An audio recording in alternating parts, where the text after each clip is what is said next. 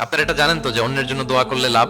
ধরেন যে আপনার এক ভাই দারিদ্রের কষাঘাতে জর্জরিত, টাকা পয়সা না, আপনি দোয়া করলেন যে আল্লাহ আমার ভাইটা আর্থিক সমস্যায় আছে, তার আর্থিক সমস্যা দূর করে দাও। ফেরেশতারা দোয়া করে, আল্লাহ যিনি দোয়া করলো তার যদি আর্থিক সমস্যা থাকে তুমি আগে তার আর্থিক সমস্যা দূর করে দাও। সুবহানাল্লাহ সুবহানাল্লাহ বিহামদি। তো এক লোক এই হাদিসের ফজিলত শুনে ইফতারের পূর্ব মুহূর্তে, যেহেতু দোয়া কবুল হয়, তার ওয়াইফ ইফতারি তৈরি করতেছে, এই হাদিসের ফজিলত শুনে এক লোক তার বন্ধুর জন্য দোয়া করতেছে যে আল্লাহ আমার বন্ধুটার তো এখনো বিয়ে হয় নাই, তুমি সুন্দরী রূপবতী একটা স্ত্রীর ব্যবস্থা করে দাও আল্লাহ আমার বন্ধুর।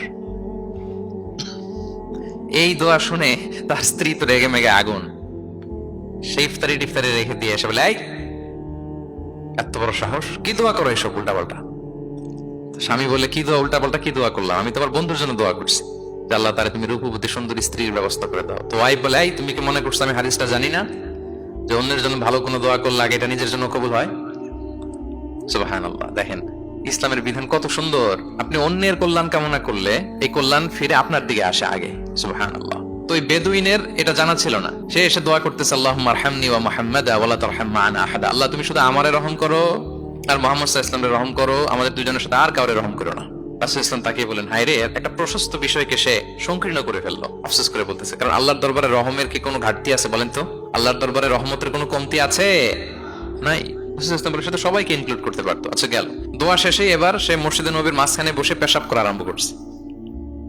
এবার তো সাহাবারা রেগে মেগে আগুন, কি এত বড় সাহস, মসজিদে নবীর মাঝখানে পেশাব। সবাই উদ্ধত হচ্ছে, তাকে মারতে যাবে। রাসূল ইসলাম সবাইকে সামলালেন, থামালেন, বললেন, রাখো রাখো রাখো, ছাড়ো, আগে সারতে দাও।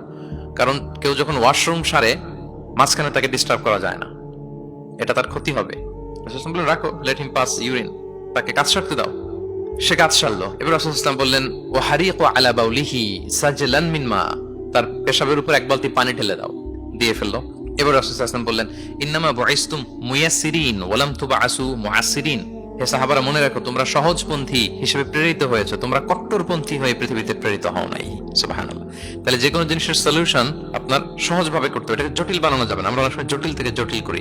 তখন এই বেদুইনকে রাসূল ইসলাম ডেকে বললেন, আচ্ছা তুমি যে কাজটা করলে, মসজিদে নবীর মাঝখানে পেশাব করলে, এটা কি ঠিক হলো?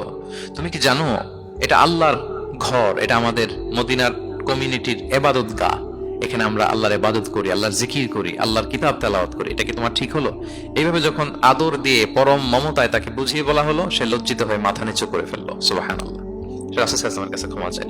আপনি কোমলতা, ভালোবাসা দিয়ে যা জয় করতে পারবেন, কঠোরতা দিয়ে সেটা পারা যায় না, খেয়াল রাখবেন।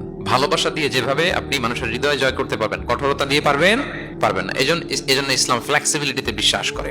ফ্লেক্সিবিলিটি, লা ইউকাল্লিফুল্লাহু নাফসান ইল্লা উসআহা।